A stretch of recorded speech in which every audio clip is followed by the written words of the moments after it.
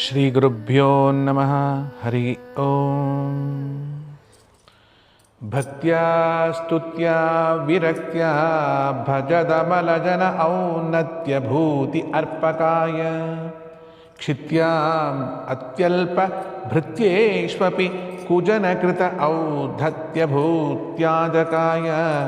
ಕರ್ತ್ರೇ ಧರ್ತ್ರೇ ಹತಹರ್ತ್ರೇ ಹಯಮುಖಹರಯೇ ಅಮುತ್ರಪಾತ್ರೇ ನಮಸ್ತೆ ತಸ್ಮೈ ಕಸ್ಮೈಚಿದಸ್ಮನ್ ಮನಸಿ ಧೃತಕಥಾ ವಿಸ್ಮೃತೋ ಸ್ಮಾರಕಾಯ.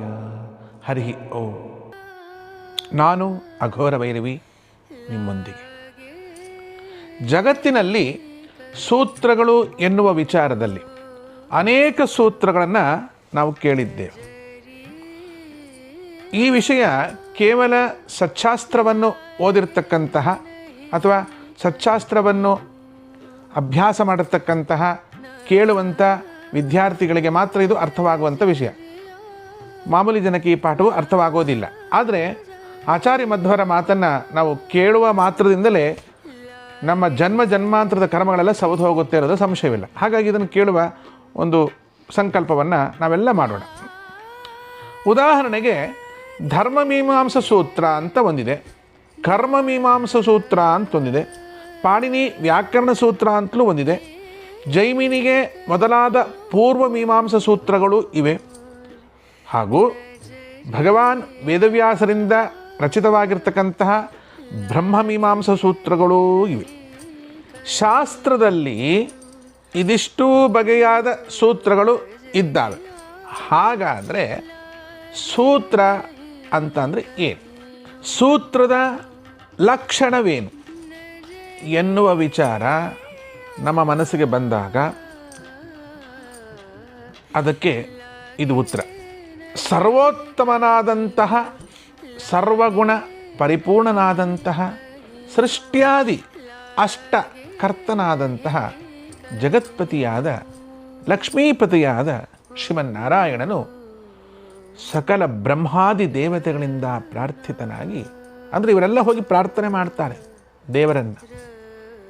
ಆಗ ಭಗವಂತ ಭೂಲೋಕದಲ್ಲಿ ಧರ್ಮಜ್ಞಾನವನ್ನು ಸಂಸ್ಥಾಪನೆ ಮಾಡಬೇಕು ಎಂಬ ಕಾರಣದಿಂದ ಅವತೀರ್ಣೋ ಮಖಾಯೋಗಿ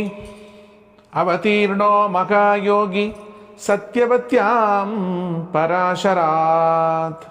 ಅವತೀರ್ಣೋ ಮಖಾಯೋಗಿ ಸತ್ಯವತ್ಯಾಂ ಪರಾಶರಾತ್ ಅಂತ ಹೇಳಿ ಸತ್ಯವತಿ ಮತ್ತು ಪರಾಶರರೆಂಬ ದಂಪತಿಗಳಲ್ಲಿ ಜಗಜ್ಜನ್ಮಾದಿ ಕಾರಣನಾದ ಪರಮಾತ್ಮ ವೇದವ್ಯಾಸ ರೂಪದಿಂದ ಭೂಲೋಕದಲ್ಲಿ ಅವತಾರ ಮಾಡಿ ಸಕಲ ವೇದಗಳನ್ನು ವಿಭಾಗ ಮಾಡಿ ಸಕಲ ವೇದಾರ್ಥ ನಿರ್ಣಾಯಕ ಶಾಸ್ತ್ರವಾದಂತಹ ಬ್ರಹ್ಮಸೂತ್ರಗಳನ್ನು ನಿರ್ಮಾಣ ಮಾಡಿಕೊಟ್ಟಿದ್ದಾರೆ.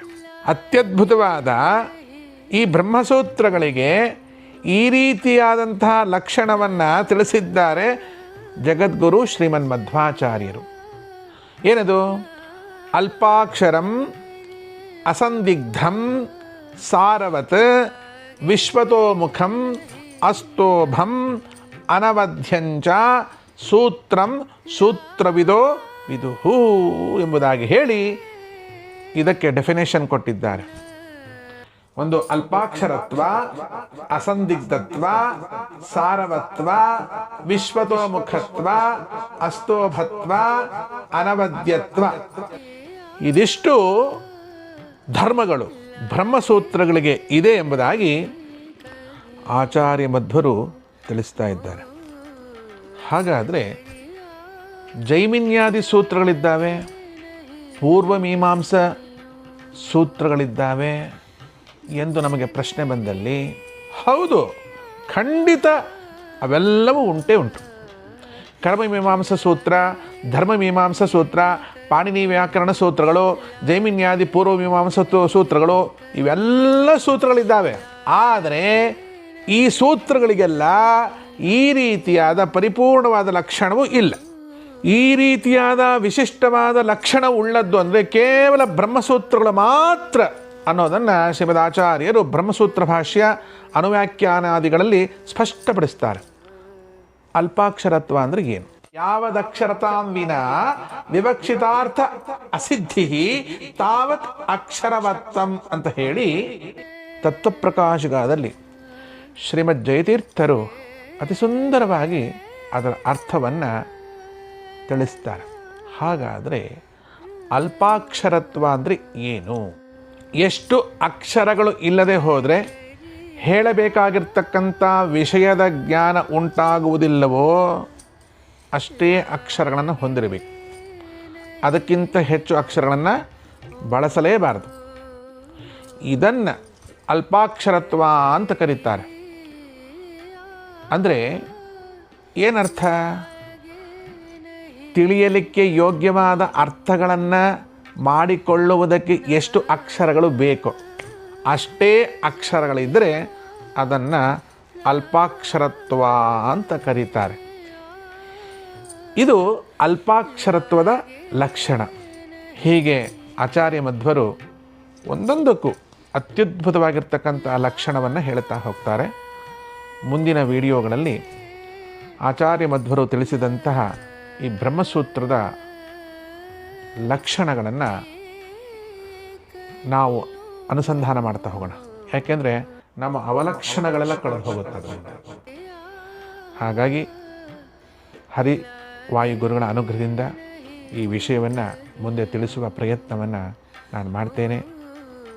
ಜೈ ಶ್ರೀ ಮಹಾಕಾಲ್. ವಿಶ್ವಮಾತಾ ಗೋಮಾತಾ. ಹರಯೇ ನಮಃ.